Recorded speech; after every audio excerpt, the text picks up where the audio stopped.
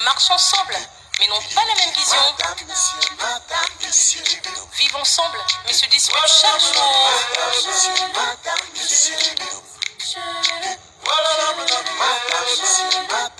Un couple uni, mais très différent. Uni, mais très différent. Toujours un tiraillement. Un amour sous tension. Uni, mais très différent. Marchent ensemble, dorment ensemble, mais n'ont pas la même vision. Madame, monsieur. Oh, voilà la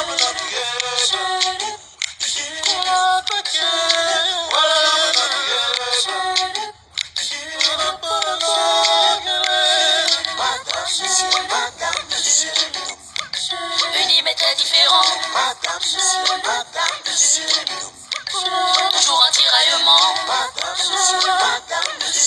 Différents, mais heureux ensemble.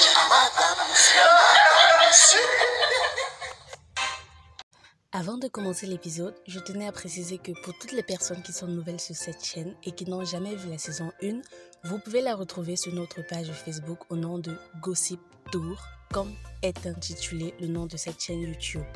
Dans l'épisode précédent, nous avions une célébration dans la maison du couple Piwele, pour laquelle le monsieur Piwele, le mari de Passy, devenait recteur. Suite à cela, il y a eu beaucoup d'événements comme par exemple Kim qui a rencontré un ancien ami qui venait du Seychelles pour lui faire une surprise à l'anniversaire, une surprise qu'elle n'a pas appréciée. Nous avons également Julien, l'ex-petite amie de Sophie, la femme de Billy Wanet, qui est également arrivé à la fête, faisant croire à tout le monde qu'il voulait faire une surprise à Monsieur Piwele. Pourtant, tout était très bien calculé. Mais aussi, nous avons une ancienne étudiante de Monsieur Piwele dans le rôle de Mimi. Elle s'appelle dans la série Karine, qui a tout fait pour arriver dans cette série, du moins à cette cérémonie, pour séduire son ancien professeur d'université qui n'est nul autre que le nouveau recteur. Alors si vous êtes frais pour le nouvel épisode, ça tourne. Tout le monde est choqué à la cérémonie. Après la présentation de Julien, Sophie est tout de suite tombée dans les pommes et tout le monde veut savoir ce qu'il s'est passé. Tous se précipitent sur elle et lui posent la question de savoir qu'est-ce qui se passe, sauf que lorsqu'elle se relève, elle est inconsciente, elle ne se souvient de rien et elle aussi, elle demande à tout le monde ce qui s'est passé. Muriel Blanche, alias Passé dans la série Désolée, lui demande que c'est à eux de lui demander en fait ce qui s'est passé. Pourquoi est-ce que juste après l'apparition du monsieur, elle est tombée? Elle ne dit rien à personne, elle dit qu'elle n'a aucune idée. Après qu'ils soient tous partis, elle se retrouve seule avec son époux qui lui pose la même question. Il lui dit qu'il n'est pas un idiot ni un gamin.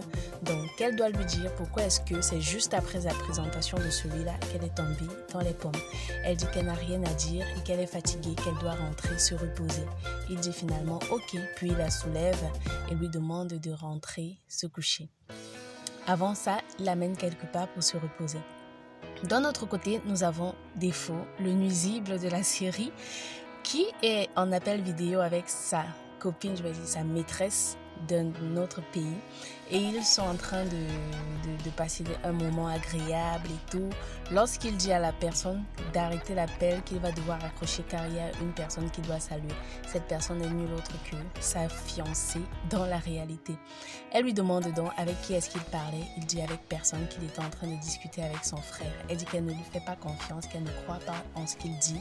Il dit qu'il n'en a rien à foutre et puis qu'il a honte d'elle. C'est pour ça qu'il ne l'a pas montré à son frère. Il a honte de la présenter parce qu'elle arrive à une cérémonie familiale. Elle abandonne. Elle reste avec sa sœur et sa tante pour parler du couple de sa belle-sœur. Pourtant, son propre couple ne marche pas. Elle se plaint, elle lui fait des reproches et lui dit de ne plus lui parler ainsi. Il lui demande sinon qu'est-ce que tu vas faire, et elle n'a juste plus de mots et elle s'en va. Dans la scène qui suit, nous avons le couple Barga qui vient rendre visite à leur fille chez Monsieur Piwele. Sauf qu'ils sont très mal accueillis par Madame la belle-mère, Madame la mère du recteur, qui leur dit qu'elle n'a pas été satisfaite du comportement de M. Barga lorsque son fils voulait l'introduire. Il s'est précipité pour aller prendre le micro, pourtant c'est elle, sa maman, qui devait aller prendre le micro. Et puis elle dit que leur fille, Passy, ne mérite pas son fils. Sur le coup, la maman de Passy s'énerve, Madame Barga, et elle dit qu'elle n'a pas à lui dire quelque chose comme ça, que c'est son fils qui est mal éduqué et que avant qu'il ne rencontre Passy, il n'était rien. Passy a su l'aimer et qu'elle aussi, elle a toujours aimé comme s'il était son propre fils. Que c'est bizarre que dès qu'il devient recteur, elle sort de l'ombre. Pourtant, lorsqu'il se battait, on ne savait pas qu'il avait de mère, il était seul, à lui seul, et il se battait tout seul. C'est donc à cet instant que M. Barga prend la parole. Il dit « Désolé d'interrompre, il n'aime pas souvent prendre la parole dans les conversations de filles, mais que avant que Piwele ne devienne quelque chose qu'il a beaucoup soutenu, il est son père, donc il a le droit de prendre la parole lorsqu'il veut introduire quelqu'un, et c'est comme ça. La maman s'est énervée, ils se sont levés, ils sont partis et elle savait juste plus quoi dire. Au lieu de la cérémonie, nous avons Anna qui est la maîtresse de Bilewane, le mari de Sophie. Vous la connaissez pour ceux qui ont regardé la saison 1 sur notre page. Anna demande comment va Sophie, Bilewane dit bien, puis elle demande à celui-ci de la raccompagner chez elle. Il dit qu'il ne va pas la raccompagner parce qu'il n'est pas son mari et qu'il doit rester surveiller Sophie. Elle lui dit donc que ça ne se passe pas comme ça, qu'il n'aura pas besoin d'elle juste pour coucher avec elle, pour lui faire des enfants, qu'elle n'est pas une mère porteuse, elle n'est pas une pondeuse et que si c'est comme ça, dès aujourd'hui, il oublie ses enfants et il s'occupe juste de Sophie et des enfants qu'ils ont ensemble. Puis, elle s'en va. Elle aussi, bizarrement, dans cet épisode, tout le monde rentre chez lui. Dans la scène qui suit, nous avons Madame la mère du recteur avec sa fille, la petite sœur du recteur, qui sont en train de contempler la nouvelle maison de leur fils et frère lorsque Passy arrive toute joyeuse pour leur dire que leur chambre est prête, sauf que ceux-ci lui répondent très sèchement en disant « Espèce de sorcière, nous n'avons pas besoin de toi, nous savons où nous diriger, nous sommes dans la maison de notre fils, je suis dans la maison de mon fils et tout et tout et tout. » C'est là qu'il arrive et il demande à sa maman et sa sœur de respecter son épouse parce que s'il est arrivé où il est, c'est en partie grâce à elle. Elle est la directrice des lieux et que sa mère a le droit et l'autorité lorsqu'elle est chez elle, mais pas chez lui. Elle se fâche et elle dit à son fils « Qu'est-ce que cette fille fait ici? Elle ne fait rien à longueur de journée, elle se pomponne et nous allons rester ici parce que c'est notre maison. » Elle dit à son fils que d'ailleurs, elle va lui chercher une autre épouse qui mérite de vivre dans cette maison. C'est donc là que lui, il s'énerve. Elle dit qu'elle ne va même plus rentrer, qu'elle va rester là dans la maison. Passy s'énerve aussi à son tour et elle regarde son mari avec un air « Mais tu vas pas laisser faire ça ?» Sauf que Piwele a beau gronder sa maman, c'est sa maman, il ne peut pas la chasser directement de la maison. Donc, il reste tranquille. Sa maman demande à sa sœur de lui passer la télécommande qu'elle va mettre son émission préférée et qu'elle va faire plus de jours dans la maison que prévu. C'est donc là qu'elle insulte encore Passy pour une dernière fois. Passy s'énerve cette fois pour de bon et elle s'en va. Puis elle reste dit à sa maman qu'elle va rentrer chez elle et qu'elle ne va pas venir pourrir son ménage parce qu'elle a son ménage à elle. Dans l'autre scène, dans la scène qui suit, nous avons Sophie qui est en train de faire sa mise à beauté, se démaquiller avant de se coucher lorsqu'elle reçoit un appel. Devinez qui est à l'autre bout du téléphone. Ce n'est nul autre que Julien, celui à cause de qui, du moins si c'est français, elle s'est évanouie. Elle lui demande de ne plus jamais l'appeler. Elle le menace, elle lui dit clairement qu'il n'y a rien entre eux, qu'il la laisse vivre sa vie, qu'il oublie qu'il y a eu un passé entre eux et qu'il ne gâche pas son mariage, sinon elle lui montrera de quelle bois est-ce qu'elle chauffe. Je crois que c'est ça l'expression. Donc, elle gronde et se fâche et c'est à cet instant que son mari fait son entrée. Lorsqu'il est dans la scène, il lui demande « À qui est-ce que tu parles, ma chérie ?» Et puis elle lui dit qu'elle est en train de gronder sa sœur parce que sa sœur ne cesse de lui demander de l'argent comme si elle aussi, elle en avait trop. Et qu'elle en a juste marre, elle est fatiguée parce que ce n'est pas juste sa sœur. Il y a son papa qui lui demande de l'argent, sa tante qui lui demande de l'argent et qu'à sa sœur, elle a déjà envoyé de l'argent 3 fois pour le même mois et qu'elle est fatiguée. Son mari la console, il lui dit qu'elle doit comprendre parce qu'elle est la sœur aînée et que actuellement c'est elle qui est un peu plus confortable dans la famille côté financier, donc elle doit les comprendre. Puis il la console et l'embrasse. Oh là là, comme c'est mignon. D'un autre côté, nous avons Passy qui est en train de prendre son bain, très énervé par rapport à ce que sa belle-mère vient de lui faire. Lorsque son mari entre dans la salle de bain et essaye de la consoler en lui disant que « T'inquiète pas ma chérie, c'est rien, ça va passer, tu sais les belles-mères elles sont comme ça. » Sauf qu'elle lui dit que ma belle-mère, ma maman à moi ne t'a jamais traité ainsi. Il lui dit qu'il va faire partie de sa mère. Elle lui dit qu'elle espère que ça sera le plus tôt possible parce qu'ils sont un jeune couple et ils doivent vivre leur union comme cela se doit, sans mauvaise langue comme sa maman et sa sœur le font. Ils commencent à jouer avec le bain, avec la mousse et tout. Comme quoi, tout est bien qui finit bien. Du moins pour l'instant. De l'autre côté, nous avons le couple Ikanga qui est constitué d'Austin et de Kim. Kim est avec sa cousine Ekindi qu'elle a présentée à la soirée de nomination du recteur. Ekindi dit à Kim qu'elle va lui présenter son petit copain et qu'ils doivent sortir ensemble. Sauf que le mari de Kim demande à Ekindi pourquoi est-ce qu'elle n'invite pas son copain à la maison, que ça fera plaisir à tout le monde et tout.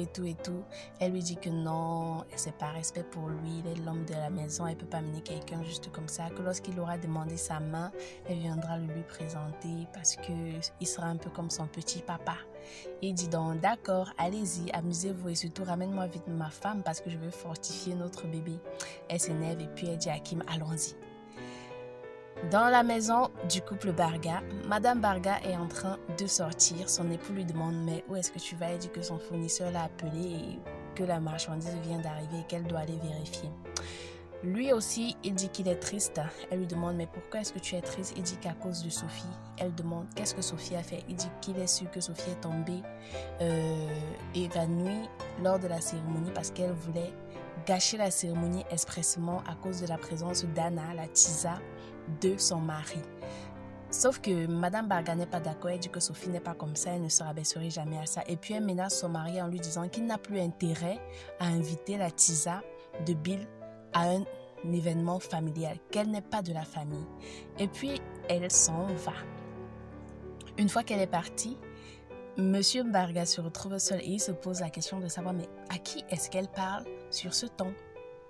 Qu'est-ce qui se passe dans ma famille? Tout le monde me gronde, tout le monde se prend des airs avec moi. Est-ce que c'est vraiment moi, Monsieur Barga? C'est à moi qu'on parle comme ça que ça va changer. Puis il essaye de faire une petite prière ou une motivation personnelle. Il dit esprit de supériorité revient dans moi. Esprit d'autorité revient dans moi. Et voilà. D'un autre côté, Sophie a finalement accepté l'invitation de Julien vu qu'elle n'avait pas de choix. Il l'a menacé, il lui a dit que s'il a pu avoir son numéro, il peut trouver sa maison et s'il arrive dans sa maison, il sait ce qui va se passer. Il s'excuse de l'avoir abandonnée lorsqu'elle portait le bébé et tout. Elle dit qu'elle n'en a rien à foutre, qu'elle ne veut plus savoir aujourd'hui. Elle a une famille, elle est heureuse, elle a un mari, elle a des enfants, elle a une activité et que vraiment sa vie privée, ce qu'il faisait entre-temps, ça ne l'intéresse pas. Sauf que lui, de son côté, il dit à Sophie qu'il a acheté une maison pour que son fils et elle partent vivre là-bas et qu'il va leur donner de l'argent, une pension chaque fin du mois et tout. Elle se met à réfléchir parce que c'est quand même tentant. C'est une maison, carrément, t'offre une maison, n'importe qui va réfléchir d'abord avant de dire non. Sauf qu'après, elle lui dit, retire-toi tout de suite cela de la tête parce que j'ai perdu cet enfant lorsqu'il avait 6 mois et je ne veux juste pas de ta maison, j'en ai rien à foutre. Oublie-moi, oublie l'enfant, oublie tout ce qui a trait avec nous deux.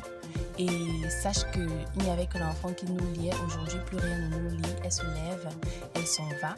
Et lui reste seul à réfléchir, un peu comme s'il ne croyait pas en ce qu'elle venait de dire. Vous, en commentaire, dites-moi si c'est vrai que Sophie a vraiment perdu l'enfant ou pas. Kim et sa cousine Ekindi sont finalement au lieu de rendez-vous. Kim est impatiente parce que ça fait déjà 1 heure qu'elles attendent. Elle dit à Ekindi qu'elle veut rentrer. Ekindi lui dit qu'elle est trop impatiente, qu'elle doit patienter encore. Elle patiente finalement et c'est cet homme qui arrive. Pour ceux qui ont regardé l'épisode précédent, vous devez savoir qui est cet homme et comment est-ce qu'il est entré dans la vie de Kim. Kim s'énerve, elle demande à Ekenji pourquoi est-ce qu'elle l'a invité ici, qu'elle croyait que c'était pour lui présenter son petit ami, que c'est une blague de mauvais goût.